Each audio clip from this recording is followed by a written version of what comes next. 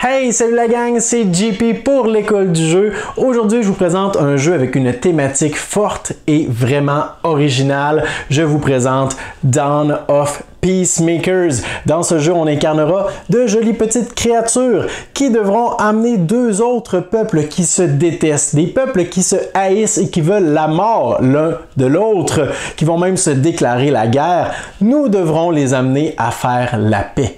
Comment va-t-on y arriver? Aucune idée. L'école du jeu, en partenariat avec la boutique L'Imaginaire. Au-delà de vos attentes.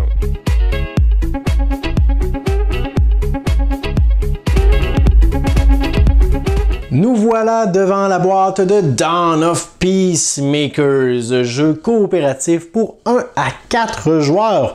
Un jeu de campagne également, dans lequel les joueurs vont avancer, vont évoluer dans une campagne de 12 scénarios. On aura toutes sortes d'éléments qui seront débloqués en cours de campagne, mais ce n'est pas un jeu Legacy à proprement dit. Alors on n'a pas de...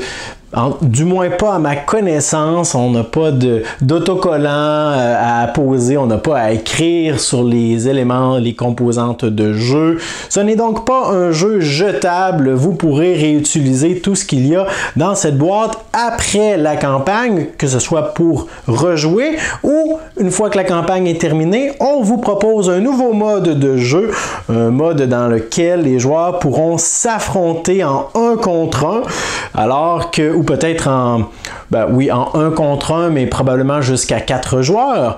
Mais ça reste à la base un jeu coopératif dans lequel les joueurs vont incarner ces jolies petites créatures qui sont les Peacemakers. Ce sont les gens qui veulent rassembler les autres créatures de la nature ou de la forêt et les unir plutôt que de les laisser se battre. Alors on veut amener la paix dans la nature. C'est donc de la maison d'édition de Snowdell Design qu'on connaît entre autres pour avoir fait les précédents jeux de Dale of Merchants. On est donc dans le même univers juste ici.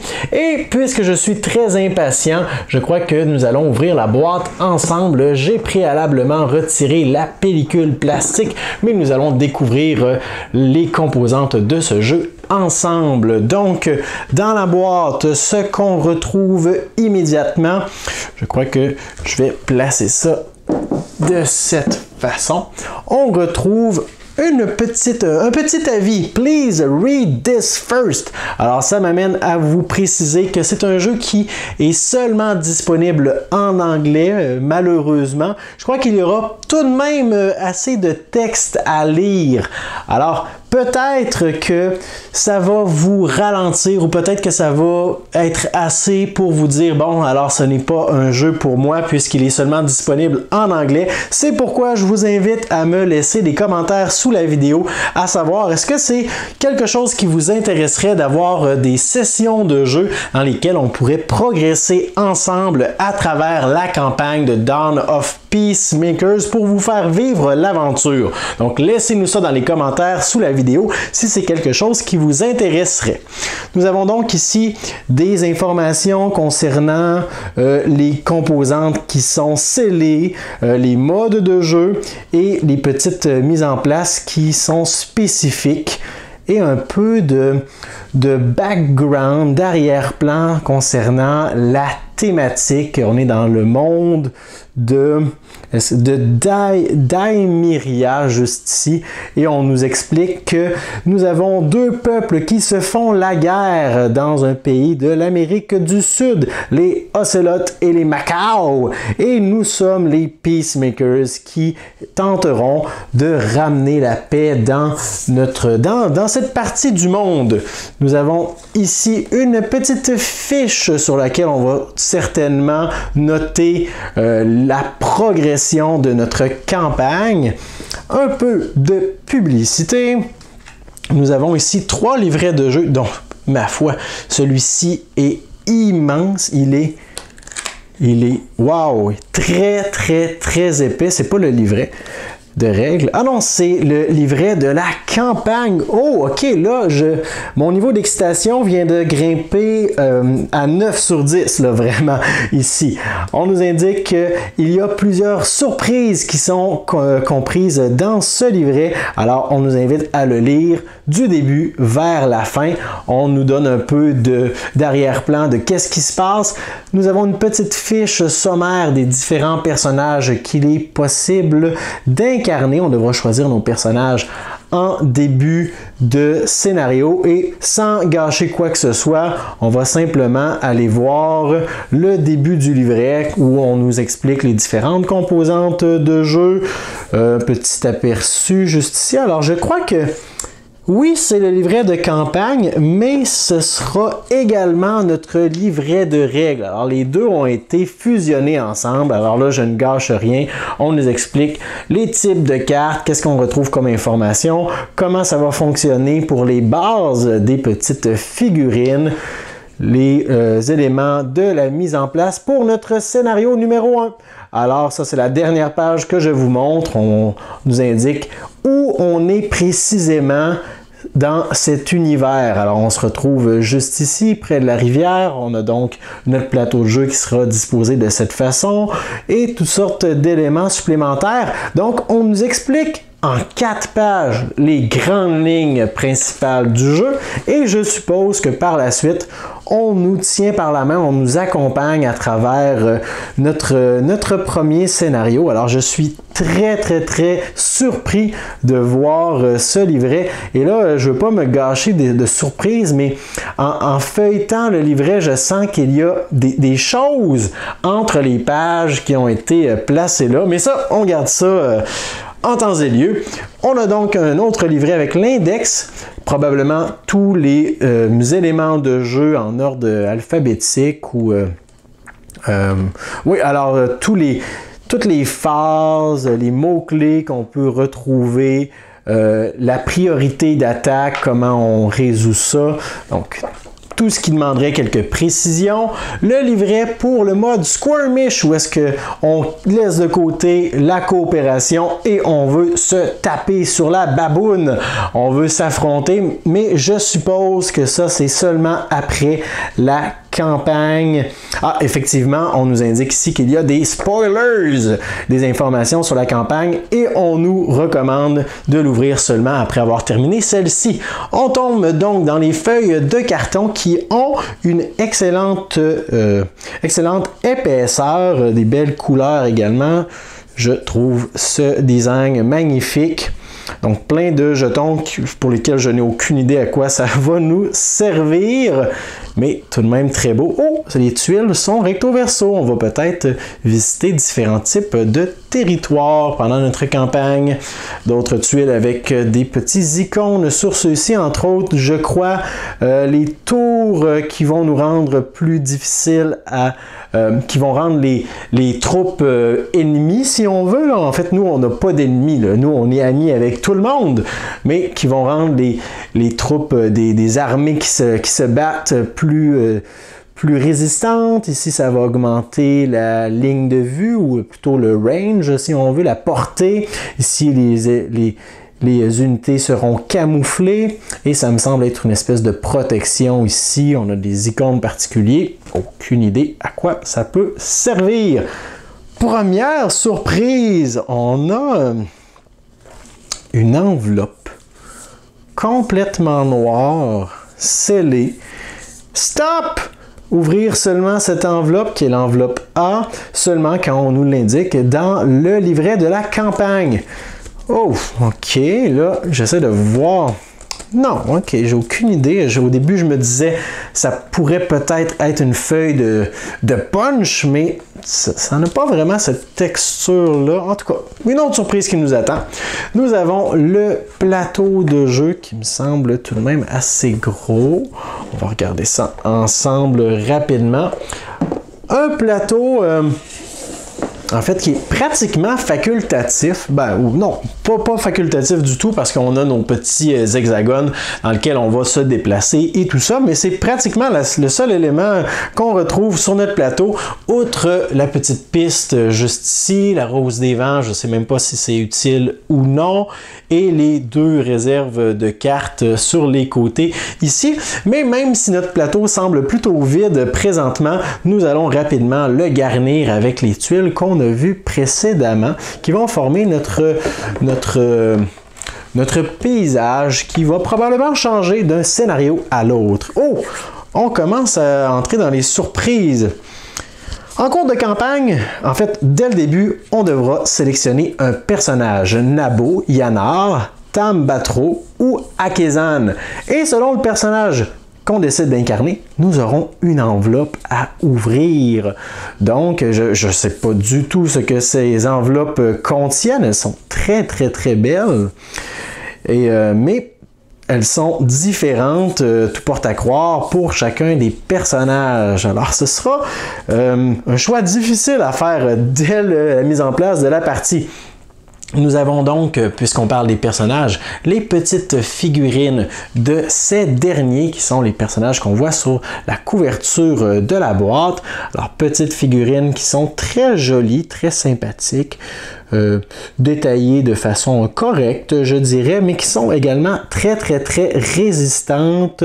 La bonne qualité de ce côté, il y en a 4, donc, qui représentent nos personnages. J'aime particulièrement le petit caméléon, je le trouve très mignon. Peut-être que ce sera l'un de mes personnages dans ma campagne en solitaire. J'ai pas encore décidé si j'allais la jouer avec quelqu'un ou si je la joue en solitaire avec un personnage ou plus. Ça restera à déterminer. On a ici les petites pistes pour ce qui est des armées qui vont s'affronter, les Mekao et les Ocelots. Donc, nous allons pouvoir placer les unités qui ont été tuées, qui sont tombées au combat. Juste ici, nous avons la motivation également. Et si je me souviens bien, les armées vont commencer avec des niveaux de motivation différents. Et notre objectif est de les ramener tous les deux simultanément dans une jauge de niveau 1 à 2. Alors, on ne veut surtout pas qu'ils atteignent le 0 parce que dans un tel cas, c'est comme s'ils capitulent devant l'armée adverse et ça, c'est pas positif pour nous parce que nous, on veut les amener à faire la paix et à se réconcilier. Et on a toutes sortes de petites icônes ici, je ne sais pas trop à quoi ça fait référence. De l'autre côté, c'est un petit peu différent. Nous avons donc nos petites bases pour les figurines, 2 couleurs probablement pour chacune des armées. Et je crois que nous avons différents types de bases. Alors, on en a qui sont circulaires simplement, on en a qui sont étoilées un peu, et on en a qui sont un peu plus comme une espèce de rouage. J'ai vu dans le livret de règles qu'il y avait des explications quant à cela.